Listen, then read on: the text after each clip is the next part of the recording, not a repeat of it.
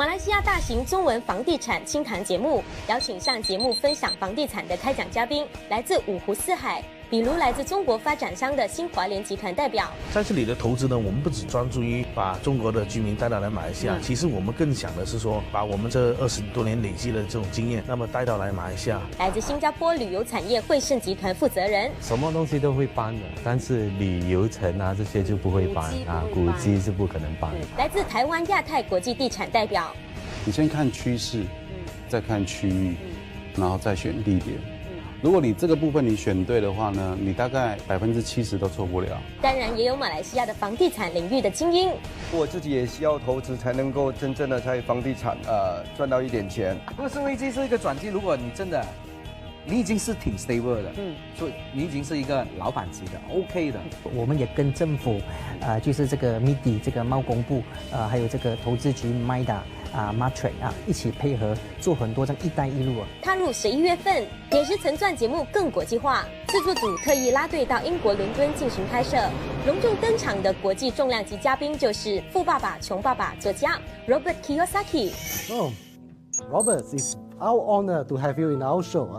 But first of all, I believe the Malaysian public would like to know you for one thing is because of your book, Rich Dad, Poor Dad. What inspires you to write about this book? Well, Rich Dad, Poor Dad is a true story about my two fathers. My real dad was a PhD, head of education, government official, but he knows nothing about money. So he's the smartest guy in town, but he's poor. And then my rich dad was my best friend's father, and he was an entrepreneur, never went to school. So Rich Dad, Poor Dad is a story of what two fathers, one rich, one poor, one educated and poor, and one uneducated and rich, tell their two sons about money. So that's why I wrote Rich Dad, Poor Dad, because what's going on in the world today, we have this huge gap right now between the rich and everybody else. Yes. And there's many reasons for that, why the gap gets bigger and bigger. But one reason is our school system still has no financial education in schools. So 20 years ago, I wrote Rich Dad, Poor Dad because I could see this crisis coming. And this crisis is getting worse right now. You know, if there's too many poor people, that leads to rebellion and anarchy. 富爸爸穷爸爸是改编于作者亲身经历，这是他实实在在的成长经验。这本书在1999年4月在美国出版。仅仅半年时间就创下销售100万册的佳绩，中文版于2000年9月面世后，连续18个月蝉联全国图书销售排行榜第1名。之后，此书发行109个国家，总销量突破2900万册。富爸爸穷爸爸创造了通俗理财读物销售的神话，更有人号称全世界亿万读者因阅读本书而改变了命运。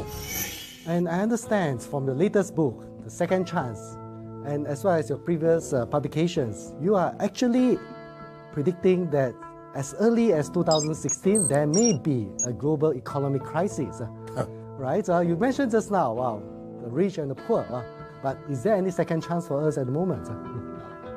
Why no? No, it's up to the person. Okay. Look, I wrote a book called Rich Dad's Prophecy. I started it in 1999. Because I could see the markets topping. You know what I mean? They're going up, down, up, down, up, down.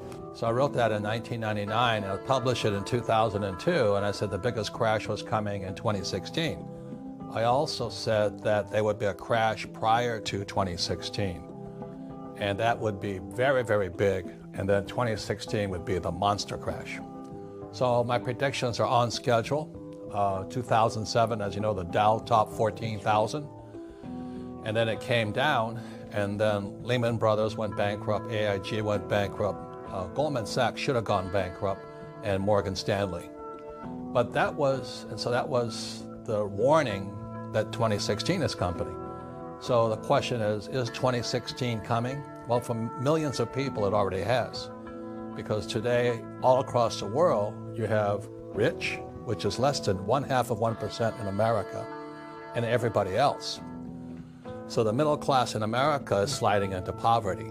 It's only going to get worse. So that's why I wrote Second Chance, but that's why I also wrote Rich Dad, Poor Dad, which came out in 1997. I could see this crisis coming. It's only going to get worse. Wow. Good news, isn't it? It's good news for some. It's the best of time for the rich. Yeah. And it's the worst of time for the poor.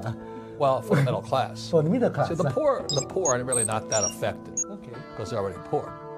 But the middle class may hurt. You know, if you're used to having a nice lifestyle and all this, and suddenly it gets taken away, then you get upset. You know. I see. So what separates? Financial education will be the key for the middle class to actually survive or even take advantage of this opportunity. And in our part of the world, Malaysia, we have been worship. I should use the word worship because we believe that you actually introduce this concept of financial education to us. Before you, everyone was thinking that we have to work hard, we have to have a very good education before we can be successful in life.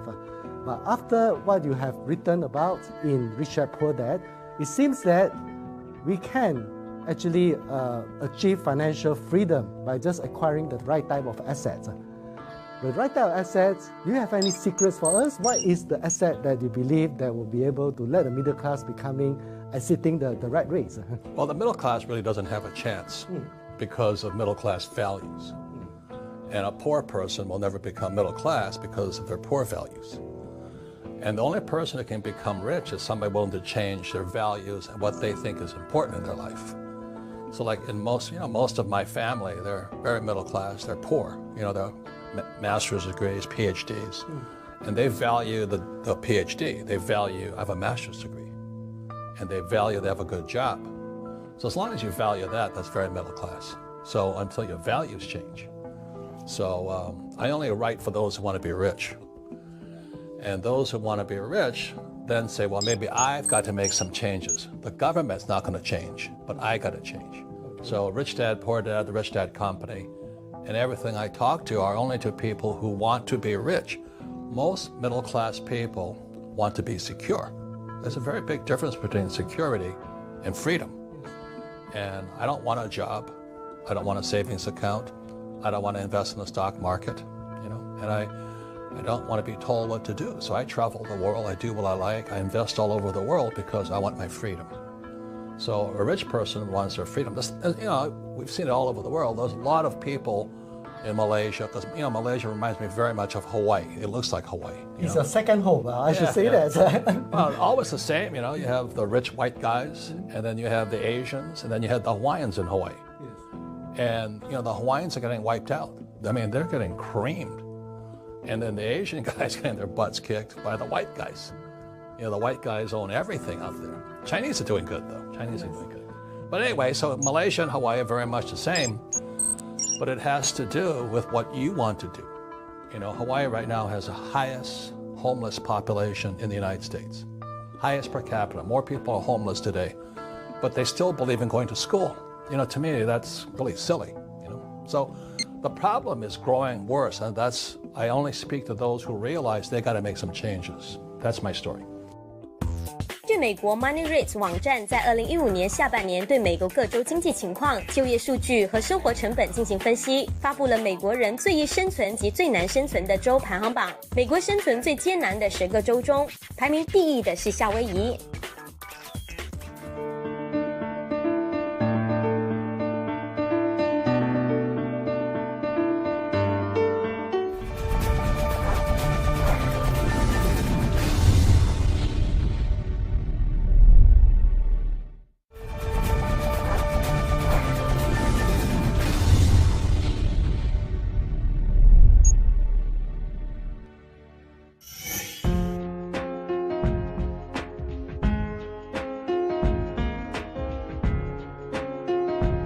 One particular case that I remember reading a book is about the rich does not work for money.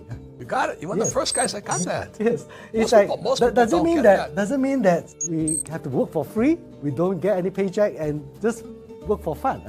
I work for free. I make millions. There is a purpose to it. There must be a purpose before you can actually acquire assets. You don't work for the paycheck. Is that right? I don't know. Yeah, you work for the financial freedom. Yes.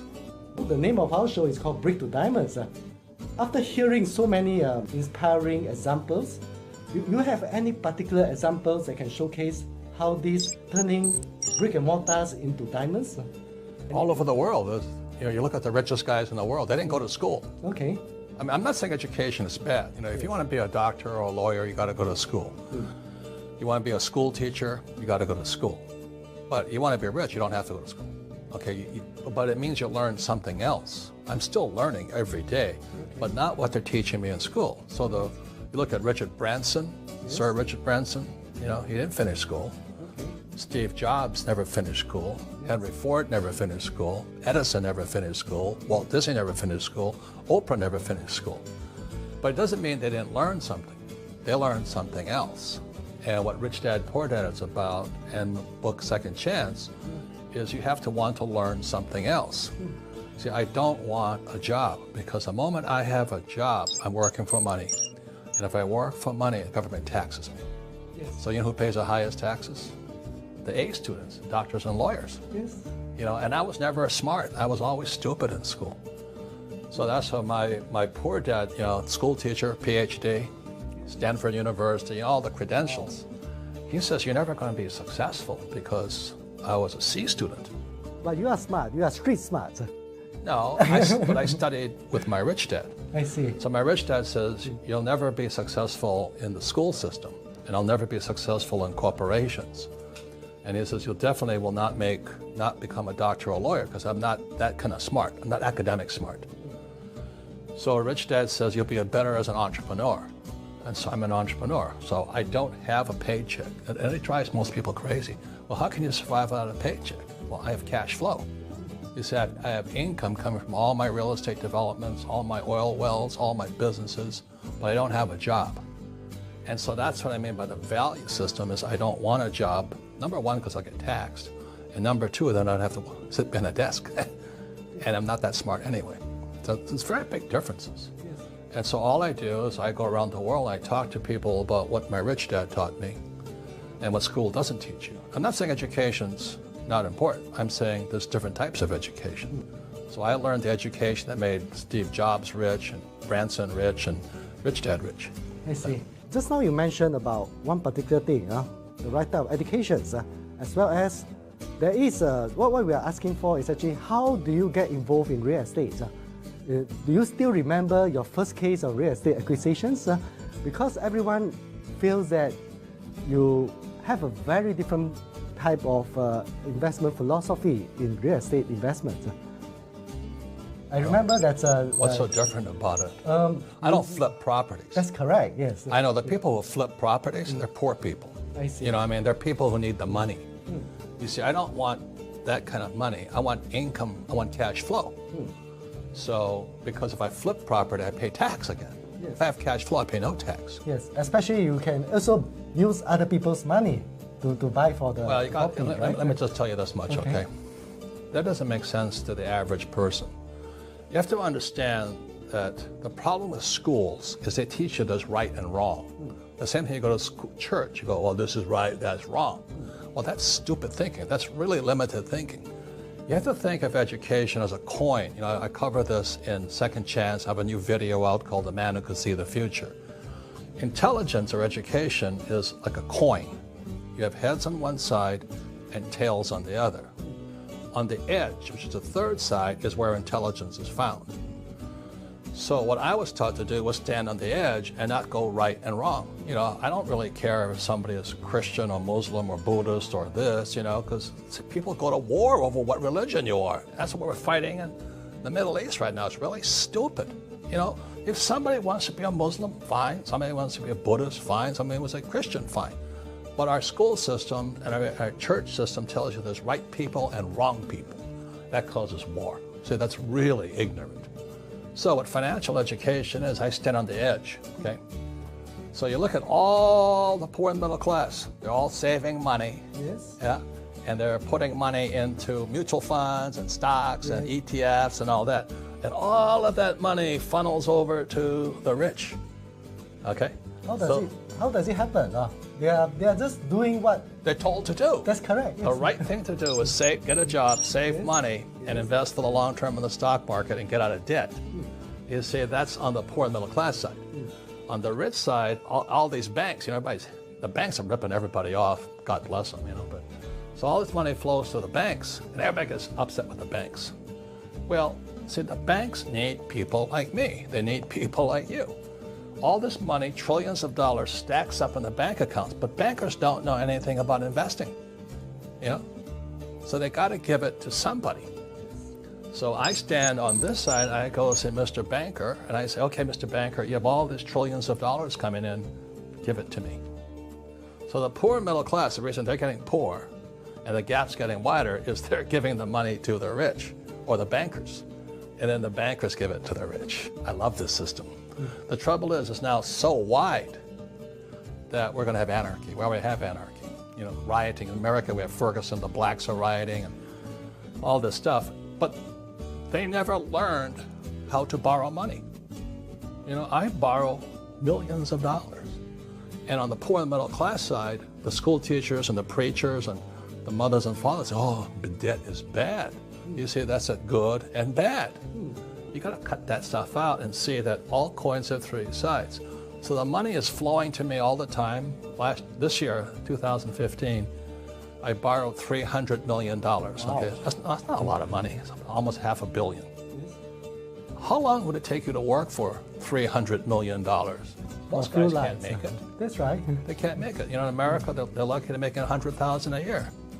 But if I know my education, what financial education is, how do I take my banker's money that you gave the banker, I take it. It's in second chance. The bankers are giving me the money. So what I learned to do was how to take your money and make me rich. Okay, so you can sit there and say, oh, that's wrong. Well, the poor and middle class sit there. The school teachers are going, all the socialists are going, but the capitalists on this side are going, thank you, thank you, thank you, thank you. So our school system, our church systems, and our parents teach everybody to be on this side. They tell you to get out of debt. And on the other side of the coin, which they say is wrong, the bankers are giving it to me. So every time you put money into your mutual fund or your retirement account, I just say thank you for your money. Because bankers have to give it to me, the capitalist. That's the way it is. Three sides, heads, tails, edge. So as a young boy, I stood on the edge. And I said, I want to be on this side, not that side. So it takes different education to be on this side. Yes.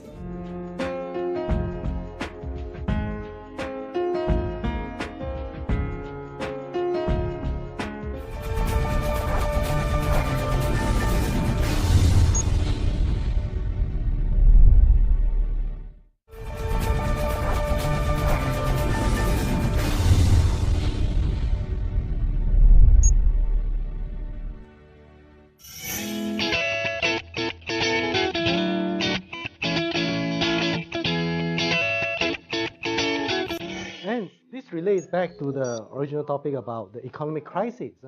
You're all prepared for that, but to some people, they are very curious. I mean, if there's economic crisis, why should they not be savings for the savings and money to prepare for that? Because they feel that if there is actually an economic crisis, they should stop investing, they should stop borrowing money, they should actually concentrate in putting more money into the bank so that they can live longer.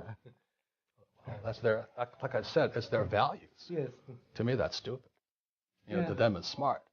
You see, there's always three sides. They think it's smart. I think it's stupid.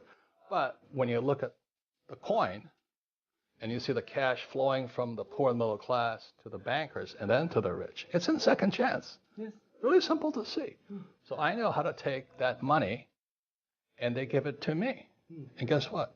Because they give it to me and I'm doing the banks a favor, I pay no tax. That's correct. Yeah. But these guys pay tax. They pay tax on their savings and their retirements. It's funny. So on top of academic educations, there are people with professional educations, but the most important that a lot of people actually forget is about the financial educations. Three elements in order for them to be fully educated. Yeah. And it's in Asia nowadays, after being inspired by you, a lot of the Asians actually, for the past 10 years, has acquired a lot of real estate because they feel that real estate is the key for them to reach financial freedom. But is that an educated investment? No. A lot of people... No, they think it's real. It has nothing to do with real estate. It has to do with education. What you're doing is acquiring education or experience. See, a lot of people lose money on real estate too. That's right. They buy to flip, right? They don't look well, for the... Well, not only that, if they don't know a good deal from a bad deal. I see. You know what I mean? Yes. There's no guarantees. Yes. It's not just real estate. There's the number one asset that makes you rich is a business. The richest guys in the world own businesses. That's right. Number two is real estate. Number three is paper, which is stocks, bonds, mutual funds, ETFs. That's what the masses invest in most of all. Most retirement plans are in stocks, bonds, mutual funds, savings, ETFs, paper. And the last are commodities, like gold, silver, water, food, shelter, stuff like that. So if you're going to invest in anything, then you got to invest in your education. So I don't want a job. So I had to invest in my education, how to be an entrepreneur. How do I start a company, raise the capital, and expand the money? Then the money generated from my business, how do I flow it into real estate? That's how I get rich. Real estate is debt. You see, the reason the banks give me so much money is not because of my business, but because my real estate holdings are so large, right? The banks want to give me money. They don't want to give you money for your startup. That's right. Yeah, they need collaterals. They call that collaterals. Or securities. Yes. So they love real estate. So I'm not really in real estate. I'm in debt because that's what the big banks want to give me money for is my debt. They want the real estate so they can securitize it. Then they take my debt and then they securitize that debt and they sell that debt as an asset also. They're called CDOs, collateralized debt obligations, a derivative. And the average person right now has no idea what I just said. They don't know what a CDO is or MBS, mortgage-backed security. You see, to the bank, debt is the asset. But to you, mom and pop, your debt is a liability. But a bank takes debt and turns it into an asset. And that's why they like me and the capitalist. These guys over here are socialists and communists. That's life. Which side do you want to be on? So it must be a real estate that's bankable. No, I'm trying to tell you it's your education that's value. That's your asset. I see. It's financial education. I know how to borrow money. I see. And the average person doesn't know how to. And the reason I can borrow so much money is I know good real estate from bad real estate. And then I go to my banker. The average guy cannot borrow $100 million. But I borrowed $300 million this year. And the reason I borrowed $300 million was the banks took the interest rates from 5% to 2%. You know how much money that made me? Wow. How much money did how much did I make? A very good position on negotiating the rates with the bank. I don't think a normal Malaysian would be able to do that. That's right. And Malaysia has very loose lending laws. Yes. Malaysia is a great place to borrow money, by the way. Okay. But anyway, so I go to my banker and I said, well, I'll borrow more if you reduce my interest rates. The average guy who goes in there, they got credit card debt, they got home loan debt, they got auto debt. Banker doesn't want to talk to them. The banker does not want your savings because your savings cost them money. They've got to give your savings, your investment money to me, who will take large chunks of it and take down, almost $1 billion worth of real estate. And they will give me great interest rates, all that, because I can borrow large chunks of it. And so it's knowledge, financial education up here that makes you rich. The average Malaysian, American, European, they buy, $1 million property. They get all excited, and they want to flip it because they don't know how to pay for it. Look at all these buildings here in London. I'd love to own all of them. Wow. That's how I'd like to. But, I'd have to go look around for a good one. There's a lot of real estate. There's a lot of real estate in Malaysia. But there's also more bad real estate than good real estate.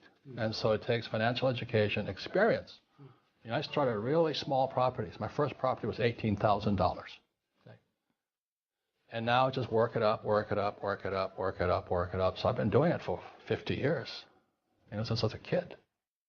And that's how I make so much money. I don't flip from stocks to real estate to this. I know exactly my assets. I am in business. I'm an entrepreneur. I start companies. Then I hire CEOs. I don't want to run companies. Okay? And then with the profits from my companies, let's say I get $1, then I borrow $5 against that dollar. Wow. So I lever up 500%. Yes. Now, the average guy should not do that. But I tell people to start small. Start with that small house. Don't sell it. Learn to operate the rental property until you get really good. Then you buy a second house. Learn to operate. As you know, every deal is different. Every deal has got different problems to it. And that's how you learn. The average guy, they buy it for $1 million and want to flip it. I paid $100,000. 国际理财大师 Robert Kiyosaki 对房地产有自己独特的见解。那对马来西亚的房地产趋势又有什么更直接的看法呢？下一集的点石成钻节目告诉你更多惊人的理财内幕。